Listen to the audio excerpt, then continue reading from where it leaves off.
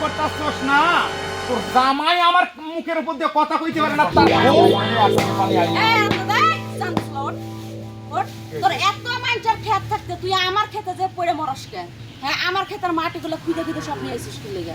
হ্যাঁ, তোর দাদা গেলে সম্পত্তি ওইটা তোর দাদা লাগাই দিয়েছিল। হ্যাঁ, মাটিগুলো তো দাদা রোপণ করছিল। হ্যাঁ ওইসে কি হলো চিল্লা পাল্লা করতেছ কি হয় না এটা কও? তোমার জামাই এত বড় শ্বাস কাটা দিছে, তোমার জামাই আমার ক্ষেতে মাটি সব উড়াই নিয়ে এসে কি লেগে?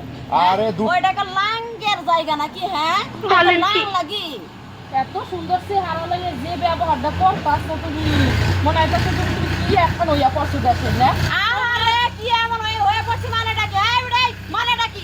আমার এই যে এক ফুটা মাটি না এগুলো হলো স্বর্ণর দামে বিক্রি করবো আমি, বুঝো না?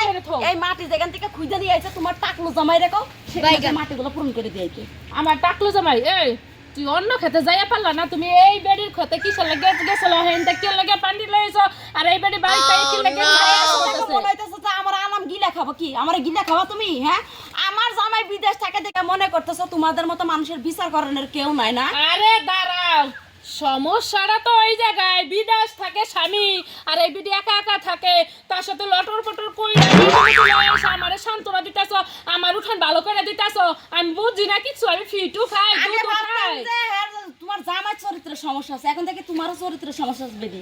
এই বেডি তুই আমার চরিত্র নিয়ে কথা কইতেছ কি কও? কি সমস্যা কি সমস্যা তোমার? মাথায় সমস্যা আছে এই যে পানি আমার পানি দেয়া লাগবে না, আমিও পানি ঢাইলা দিতে পারি মাথার মধ্যে। তোমার বাড়ি আইছে দেখে একেবারে তোমার বাড়ি মাথায় করে নি নাই, বুঝো না? তোমার বাড়ির মাটি আমি উঠাই নিয়ে যাইতেছ না। তোমার টাকলু জামাইরে কও আমার মাটি যেখান থেকে নিয়েছে সেখানে মাটি পুরো এই যে টাকলু করতাছস না তোর জামাই আমার মুখের উপর দিয়ে কথা কইতে পারে না তার বউ তুই 4 বছর থেকে বিধবা হয়ে আসস আর তুই এসে আমার বইয়ের উপর পিকআপ নিছিস আমার উপর তো ওই লেস কাটা বানর।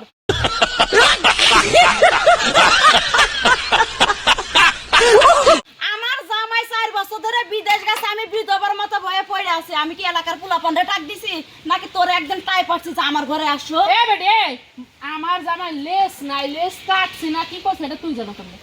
তুই জানো কেমনে? আর আমার জাঙ্গাও আছে ওর বাসাত কি আপায়া দেখ চলে আসে আমার বাসায়।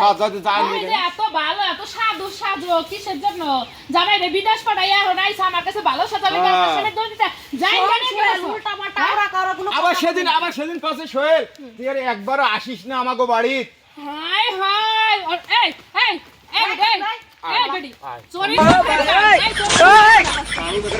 হ্যাঁ, তুই মনে করতেছিস তোরা জামাই বল আমি একলা মহিলা মানুষ আইছি দেখে তোরা দুইজন আমার সাথে পাওয়ার দেখাবি? ওই রকম পাওয়ার না, আমি আমার শাড়ির আসলে রাইখা দিই, বুঝছস? চান্দি ছিল আর একদিন যদি তোরে আমি দেখছি আমার ক্ষেতের আশেপাশে ওই দিন তো টাকার উপরে না আমি ধান শুকামু, বুঝছস? ওই টাকার উপরে আমি একবার আমার স্বামীকে জড়াই করতে মন চাইতাছে মুনতাজি এখনো যদি মুই গর্ভবতী হনু হয় boy. হ্যাঁ ওই যে ভাবে ধরছিলাম যদি মানে কিছু একটা আটকে গেল হয় এবারে তো যা পানিতে ভিজে তো যা হিনতে যা রে যা বেদব বেডি চান্দি ছিল তোরা তো তার একদিন দেখি না তোর ক্ষেতের মধ্যে আমি যাবো। একবার ধইরা যা রে কি সমস্যা?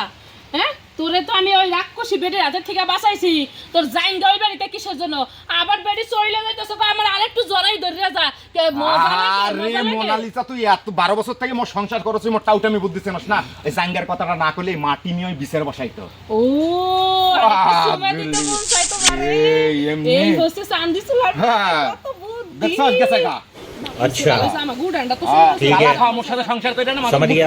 খায় খাসির মতো হইছ না আচ্ছা পানি খাও দর এ তোর হাতের মানে আয় শোনা আয় ঘরে